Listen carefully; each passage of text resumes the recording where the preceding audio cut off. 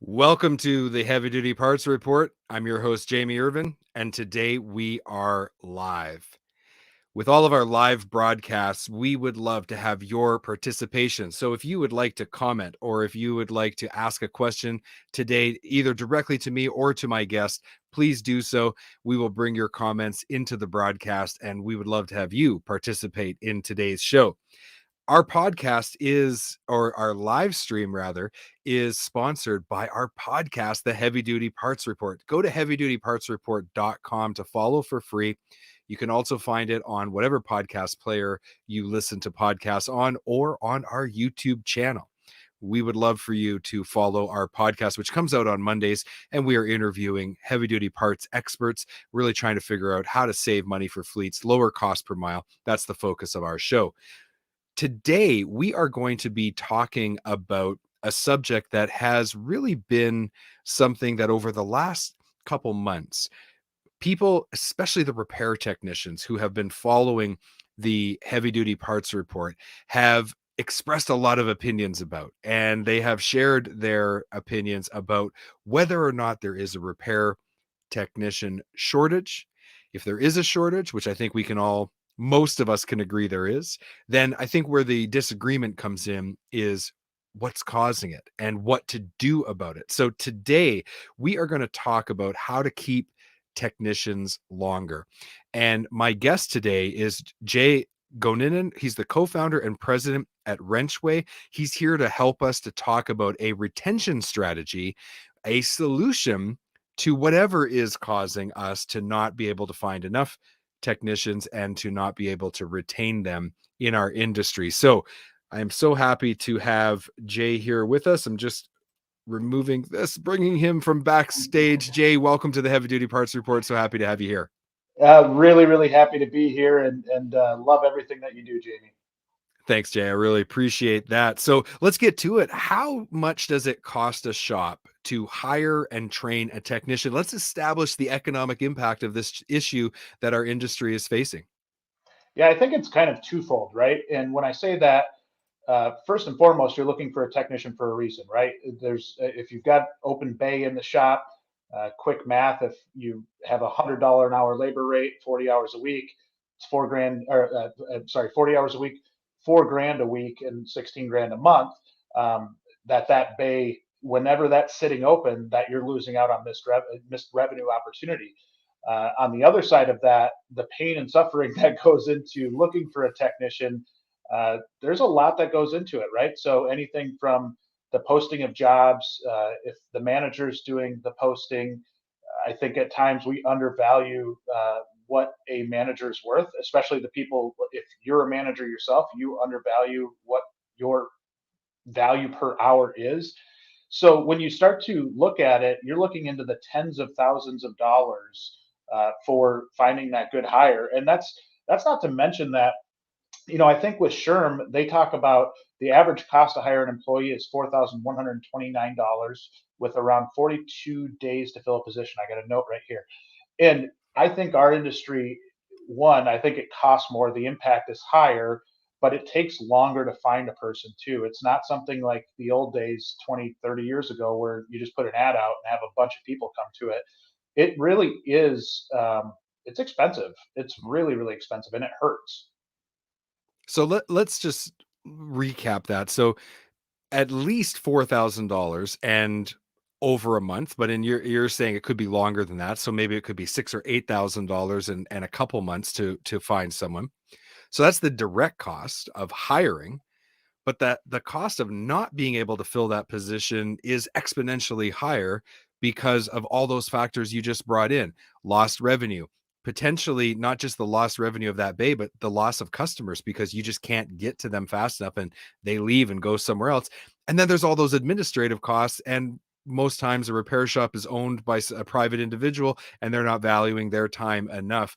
This is a big problem. This is costing shops. It's costing fleets too, because I hear constantly from fleets where they're saying, we just can't get our equipment repaired fast enough. And that's why they're just trying to avoid unscheduled downtime like it is the financial plague. So if this is such a big problem, and like I said in the intro, I've got people who follow the show that are repair technicians, and they're saying, is there even a repair technician shortage? Because it seems like all the equipment still gets fixed, but like we just said, not fast enough. And on the other side, okay, there is a repair technician shortage. Now there seems to be a big argument about what the cause is. So from your perspective, what are the most common reasons for a technician to leave a repair shop? There's a variety of different reasons, right? And one of the concerns that we've got as a whole are not only technicians leaving from one shop to go to another, but really technicians leaving the industry as a whole.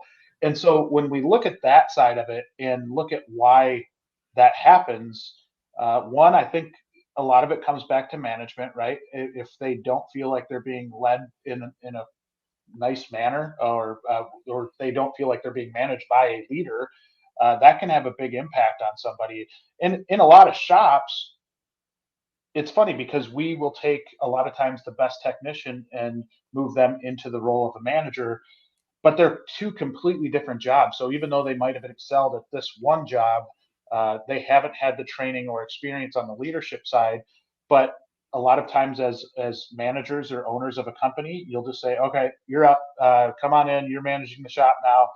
And what they don't get is that you're managing personalities, and rather than just focusing on that one bay, you're focused on a variety of different bays and how you keep the workflow going and everything like that. So I think at the core of it, I think that's got a lot to do with some of the struggles that we have as an industry.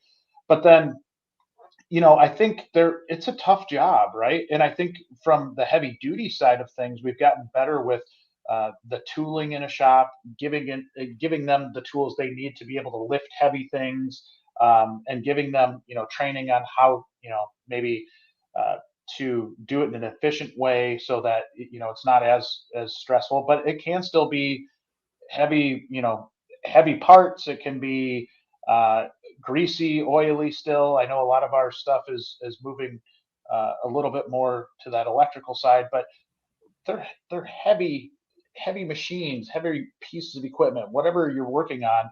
And so it as a whole is a tough job. And I think we've tried to glorify that side of being a technician a little bit, and almost to a fault, because I think when a tech gets in and they see that it's really really hard work, it can be kind of a deterrent from being able to continue the profession. And then the other piece that we're seeing more and more is kind of as a result of that are technicians that see some of those things I just mentioned, and uh, they want to be able to lift up their grandkids when they get older, right? Like their bodies get beat up, and it's really a struggle from that standpoint too. And being able to know that maybe there is an advancement opportunity, or there are other opportunities in the industry. And I've seen just a whole bunch of really really good techs that have refined their craft so much that they're able to work their way up through the industry, but having that core level, that core technical ability, was really the foundation of everything. So, I think just being able to know that there are opportunities to move forward, is a big deal. I I think we touched on so many things there. The physical toll, the working conditions, the shop has to be tooled correctly. I remember visiting a shop not that long ago, and the owner was so disheartened. He said it's so expensive to hire someone, and then if you have to train them, it's such a long tail, and it's such a big cost. And in Canada, we have a 4-year Red Seal uh, program where people go to school for 6 weeks and then they apprentice for the rest of the year, and after 4 years they get their ticket and then they can become a heavy duty mechanic. It's a little different than in the States.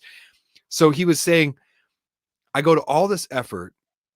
I've invested hundreds of thousands of dollars into the shop to make it as good of a working conditions as possible, and I just can't pay the technicians enough to keep them from leaving, going to the municipality, going to the mine that was nearby, and then they're not even repairing vehicles anymore. Half the time they end up getting, driving a rock truck at a mine and making $8 or $10 an hour more in a much more comfortable working conditions where they're not out in the elements and they're in this air conditioned or heated in the winter cab of a rock truck and they're just driving up and down the mine road.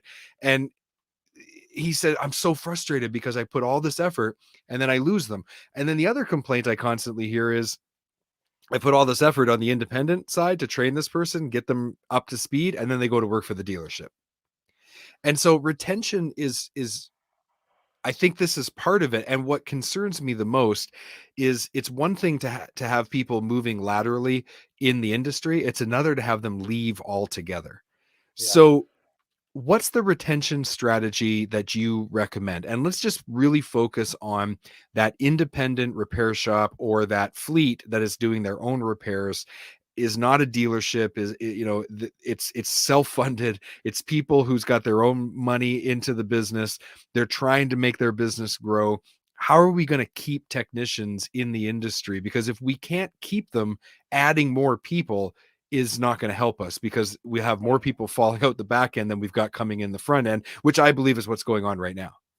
Yeah, and I equate that to, and I say this quite a bit in our content, but almost like a sinking boat, right? You're trying to get a bunch of people into a sinking boat, and we can't. We gotta be able to seal up our boat before we try to get more people in.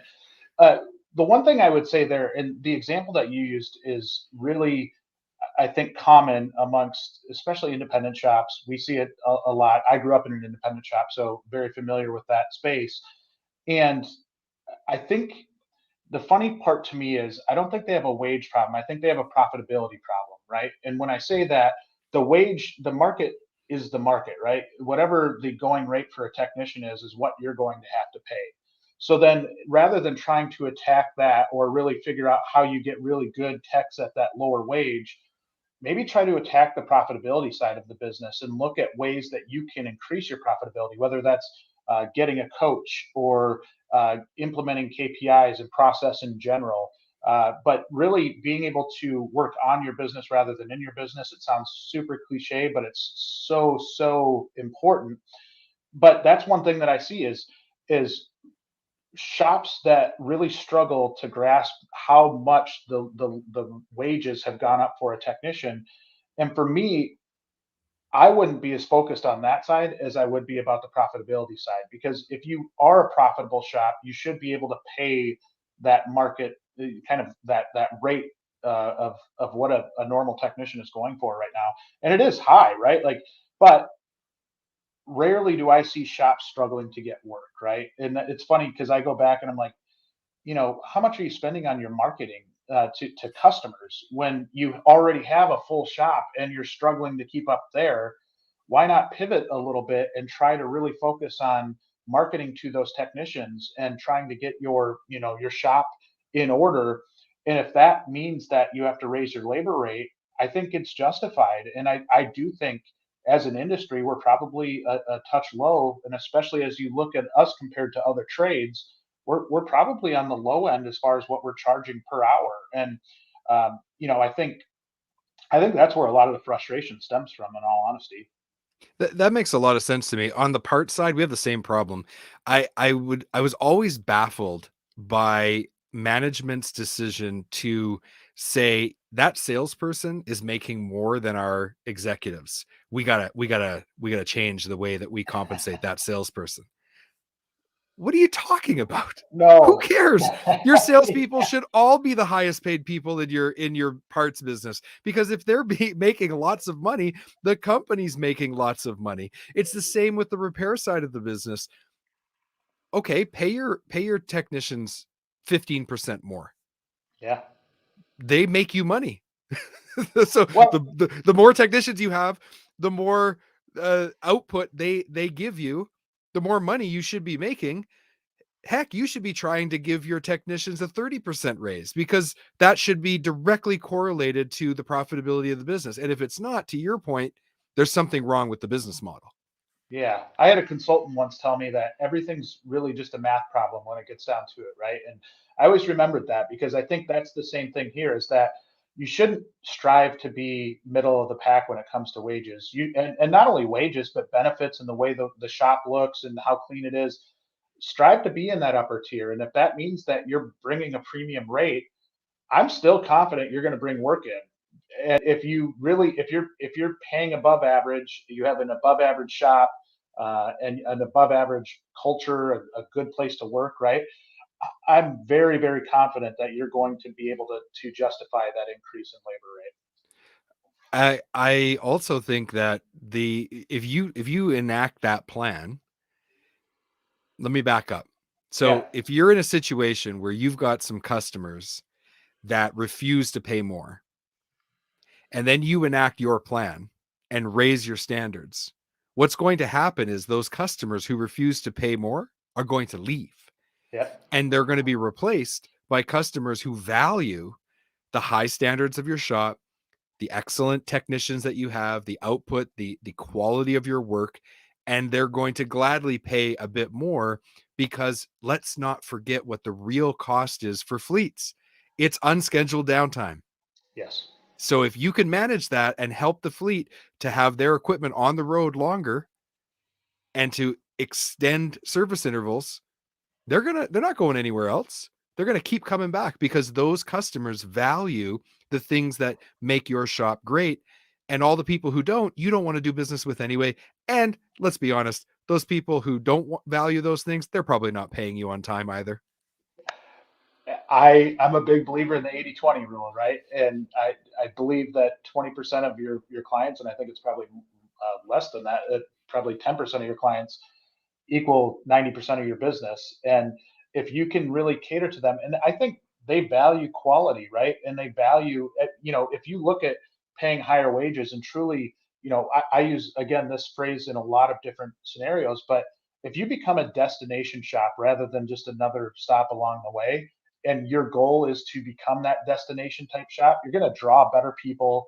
You're going to draw better customers because not everybody's going to want to pay that higher rate.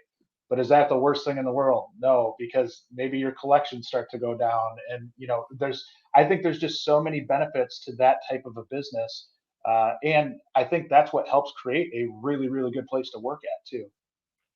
Okay, let's talk about that for a minute. So if you're focusing on the shop, you're improving the internal systems, you're raising the standards of the shop, you're raising wages for good technicians. This retention strategy, this overall kind of holistic view of the business, how does that impact finding new people down the road? Because eventually you're going to need to replace someone who's retiring, or you're going to have more customers and you're going to have to find new techs. So how does getting your shop's house in order impact finding new technicians in the future? It's funny because we've actually had clients that are, they're not focused on retention, they're not focused on creating a great shop, and what I tell them is, even before you have a recruiting strategy or a plan to go out and find new talent, take care of your own. And when I say that, some of the funny scenarios that we see are that shop owner or manager that might have assumed they knew what the market was for technicians and what they could pay, and what benefits they could offer, all of that fun stuff.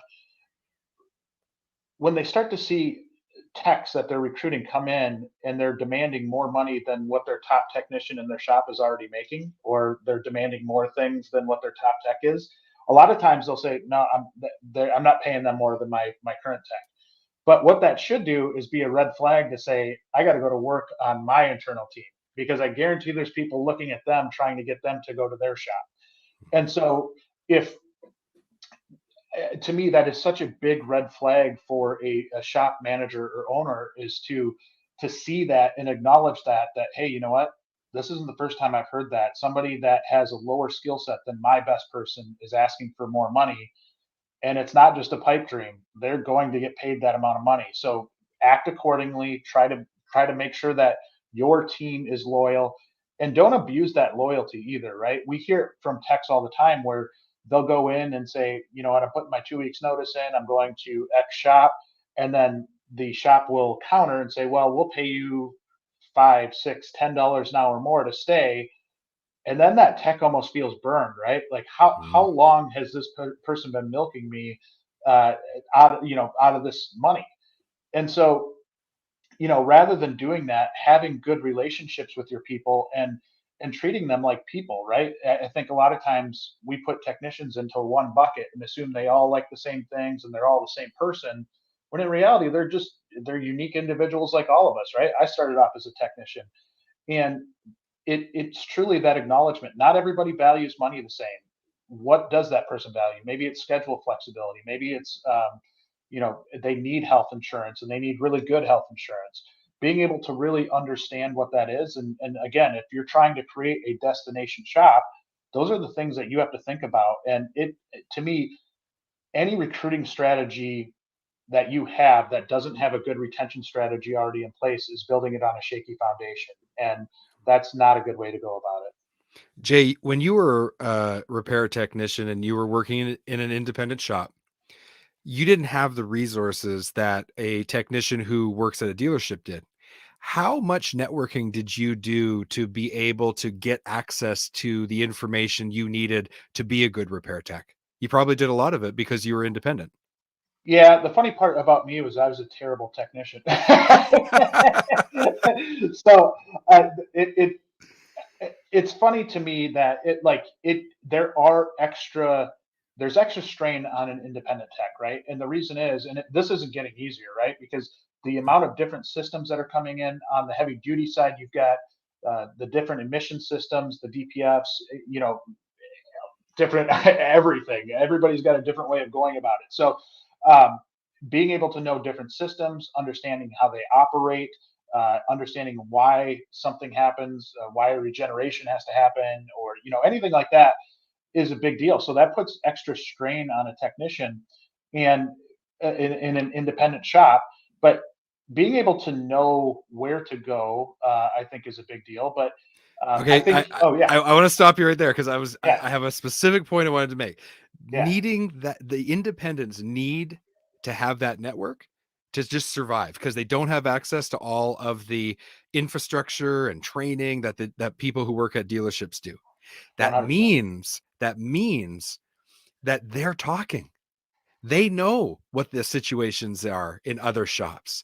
And so if you create that destination shop, guess what? Your techs are going to be the people who are going to do all the marketing for you. They're going to tell all their colleagues in the area about how great it is. That's going to attract new technicians to your door. Conversely, 100%. Yes. conversely, the other way is true. If your shop sucks, they're going to tell everybody and you're going to be repelling people and you're going to be going, why can I never seem to find a good tech? Yeah, and I mean, it starts all the way back at tech school, right? Or Yeah. techs tend to hang out with techs. Yeah, I think it's just people that like to work with their hands, like to hang out together, and they talk. And we've had conversations. I've had conversations with shop owners where they think their reputation is different than what the technicians perceive it as. Yes. And Oh, yes. we're hearing it from a ton of technicians, and then being able to go back to the shop, we get fought on it, right? The shop's like, no, that's not that we have good management. And I'm like, well, you're the manager. Of course you think you have good management. But it truly is. If you don't look in the mirror and just understand where your faults are and what the true perception is, not what you think it is, but the true perception amongst techs, you're going to have a really, really tough time with this. Hey, listen, I'm the best podcaster in the world, but I recently hired a podcast coach to just to double check and make sure I was the best. And I found out I was doing a bunch of things wrong and needed to make some changes. So I guess maybe I'm not the best in the world yet. We all suffer from that little bit of our perspective, right? It's impossible to escape our own perspective Yeah. unless we get outside perspectives and unless we listen to those, and that can be so hard to do. My wife will tell you I'm not the most coachable person in the world, so Mine too. I get Yeah. it. Yeah. Yeah. But it is so important, right? And I think that's where the mindset of having a destination shop comes into play, because that truly is saying, hey, we're here today. We want to get to where that we are that destination shop. We need to listen. We need to be coached. We need to open our mind to, uh, again, another cliche thing, but thinking outside the box. What can we do to accommodate these really, really in demand technicians? Yeah. Well, if you're looking for help, you're listening to this right now, you're looking for help on the marketing side of your business, I'm your guy. Yes. give me a call. But if you're looking for help on the technician side of your business, Jay's your man. Now, Jay, tell us what your company does for repair shops. How do you help both with the hiring of technicians, and how do you help repair shops with that? So I think you help both sides of the equation. Tell us a little Yeah. bit about your company. Yeah, the platform in itself, and that's kind of it's a way to bring people together, right? And so when we say that, shops are really able to tell their story of why they're a good place to work at. So each shop gets that has a WrenchWay Top Shops page, goes into a great bit of transparency. We talk about pay, we talk about benefits, and we don't just say you get holidays off. It's which holidays are off, or what's the insurance, what's the insurance situation, who pays for what, and what's the difference between employer and employee. But we're trying to promote transparency in the sense that you really want to be able to give that technician an idea of what they're signing up for. So on that side, it's really a straightforward page. We have video, photos of the shop, almost like we equate it a lot of times to what Zillow is to housing, right? It's really a way for a technician to do their due diligence on a shop. On the other side of that, we've got an app, WrenchWay app, that's free to technicians. And essentially, we ask them, again, the listening piece, we ask them what they like about the industry, what they don't like. We do some prizes and some games. We give away $100 gift card every week. And then they have a chance to play our Queen of Hearts game, which is now up to $2,400. Somebody won it down in North Carolina here a few months ago, and now it's back up to that already. So and then on the something we just introduced about a month and a half ago is something we call reverse job postings. And with reverse job postings, a tech on the app can fill out a profile, and it's a blind profile. It's almost like a dating app for a tech, right? It doesn't say their name or where they work, and it gives a lot of information on their work history, their really experience in general. They don't have to put their where they've worked. Talks about their education, certifications, and then it talks about what they need in a shop or what they want in a shop, and then shops essentially apply to talk to them. And so it's really that's come together and been a really cool tool that we've seen some great conversations on, and ultimately that's what we're trying to do is to get people talking and really hopefully make matches. So we put the best people in the best spots, and I think at the end of the day that's what we're doing. You've been watching the Heavy Duty Parts Report. I'm your host, Jamie Irvin. Today we've been live and we've been speaking with Jay Goninen, co-founder and president at WrenchWay. If you want to join this amazing community for technicians and repair shops, really bringing people together, go to wrenchway.com.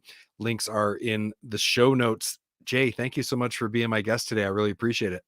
Thank you so much for having me. It's been all my pleasure. This is great. All right. We will talk to you later. Thanks, Jay. Thank you so much. I appreciate it. So, next week, we are going to be continuing the conversation and we're going to bring on another industry expert. What we're going to do next week is really get a current state of affairs in the trucking industry from someone who works with manufacturers, distributors, and fleets. We're going to get their perspective, not just mine.